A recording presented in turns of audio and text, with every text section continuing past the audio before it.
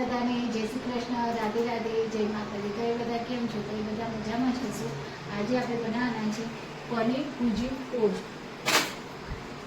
તો તેના માટે આપણે આ ગેસ ચાલુ કરી દીધો છે. હવે આપણે એના અંદર આ જીરું નાખી દઈશું. અડધી ચમચી જેવું જીરું નાખી દીધું છે. હવે આપણે થોડું તેલ લઈશું. બહુ વધારે તેલ લેવાનું નથી, થોડું એક જ તેલ લેશું. પછી આ ડુંગળી નાખી દઈશું.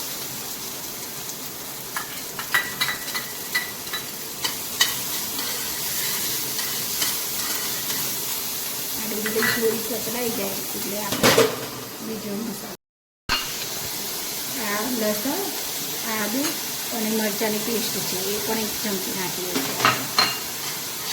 અને આ બધું થોડું સતળાવા દઈશું.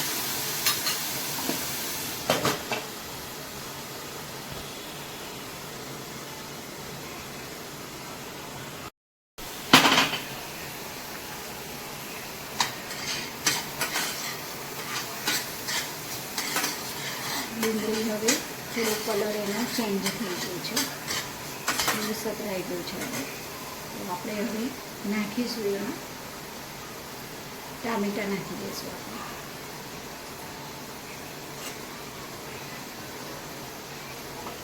આપણે મોટી સાઈઝનું ટામેટું સમારી દીધું છે, ઝીણું. ડુંગળી પણ ઝીણી સમારી દીધી છે, ટામેટું પણ ઝીણું સમારી દીધું છે, મોટી સાઈઝનું. હવે આમાં આપણે મરચું, હળદર અને ગરમ મસાલો અને ધાણા જીરું 5 ચમચી જેવી હળદર લીધી છે. પછી મરચું 1 ચમચી જેવું લીધું છે, ધાણા જીરું 2 ચમચી જેવું લીધું છે અને ગરમ મસાલો અડધી ચમચી જેવો છે. એ બધું મિક્સ કરી દીધું છે. આ મિક્સ કરેલો મસાલો છે આપણે આમાં નાખી દઈશું. 1 ચમચી જેવો આ મસાલો નાખી દઈશું. હવે થોડું આપણે આ મસાલાને સરસ રીતે મિક્સ કરી દઈશું. જો આ મસાલો મિક્સ થઈ ગયો ને એટલે સરસ સુગંધ આવે છે, અરોમા મસ્ત આવે છે. જો સરસ મજાના મસાલા મિક્સ થઈ ગયા છે. મિશ્રણ સરસ મજાનું તૈયાર થઈ ગયું છે આ ડુંગળી અને ટામેટાનું. હજી આપણે પનીર ભુજી ટોસ્ટ બનાવવાના છે.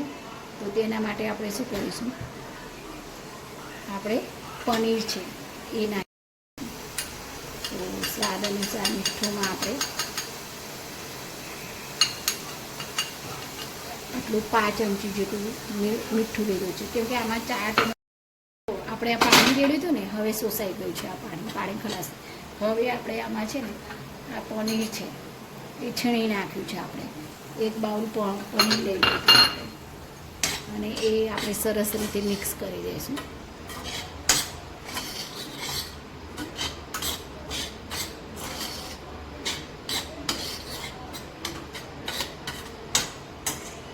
પછી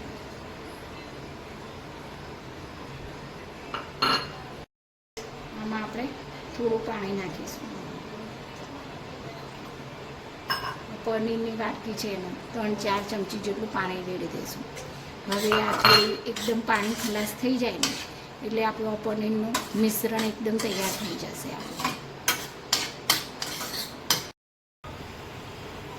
જો આ મિશ્રણ એકદમ મસ્ત પનીરનું મિશ્રણ આપણું તૈયાર થઈ ગયું છે.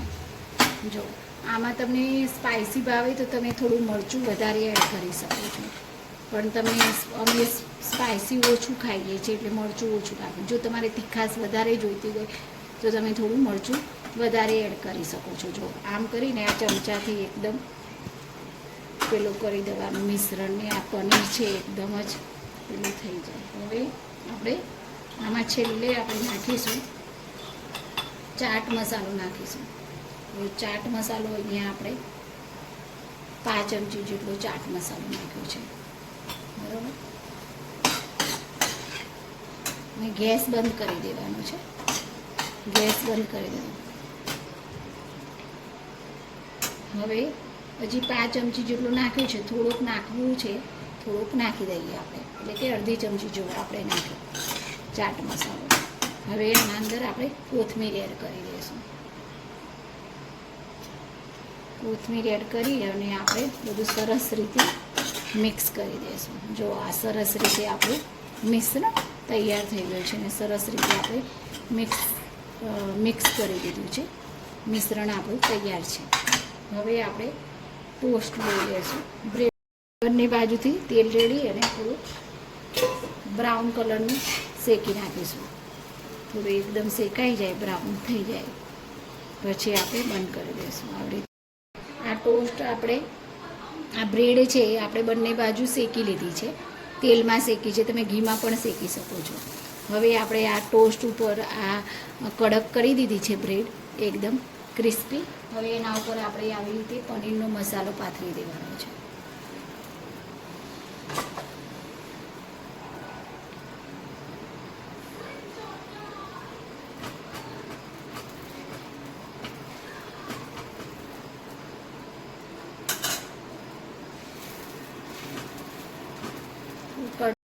જો આવી રીતે આપણે છે ને હાથેથી આમાં થેપી લેવાનું છે થોડું, અને આવી રીતે બધી સાઈડે પાથરી દેવાનું છે. આ પનીરની જે બનાવ્યું છે આપણે મિશ્રણ, એ બધી બાજુ આવી રીતે પાથરી દેવાનું છે. આવી રીતે આપણે પાથરી દઈશું એકદમ બધી બાજુ. આવી રીતે આપણે બધા જ બ્રેડને આવી રીતે પાથરી અને તૈયાર કરી દઈશું. તો આપણો આ તૈયાર થઈ ગયો છે. પનીર ભુજી ટોસ્ટ તૈયાર છે. તો આપણે હવે લઈ લઈશું આને. તો આપણા પનીર ભુજી ટોસ્ટ તૈયાર થઈ ગયા છે. ટામેટા સોસ સાથે તમે ખાવ તો સરસ આવે છે. તમે એકવાર બનાવીને જોજો તો તમને પણ ચોક્કસથી તમે બનાવજો, બહુ સરસ આવે છે. અને રોજ આ બધું રોજ આવું બ્રેડ ખાવાનું નથી હોતું, પણ કોઈ દિવસ બનાવો તો આ સારું છે. થોડું હેલ્ધી વર્ઝન છે, પનીર પણ છે અને સરસ ભાવે છે. તો વિડીયોના એન્ડિંગમાં કહેવા માંગીશ કે આયુર્વેદ અપનાવીએ, સ્વદેશી ચીજ વસ્તુ અપનાવીએ, દરેક જીવ માત્ર પર દયાભાવ રાખીએ, ગૌ રક્ષા કરીએ અને આપણા ઘરને સાફ રાખીએ છીએ. આપણા રસ્તાઓ, નદી, તળાવો, સરોવર, દરિયા કિનારે દરેક જગ્યાએ સ્વચ્છતા રાખીએ અને વ્યસનથી દૂર રહીએ અને જરૂરિયાતમંદ લોકોની સેવા કરીએ અને મદદ કરીએ. જય જવાન, જય કિસાન, જય વિજ્ઞાન, જય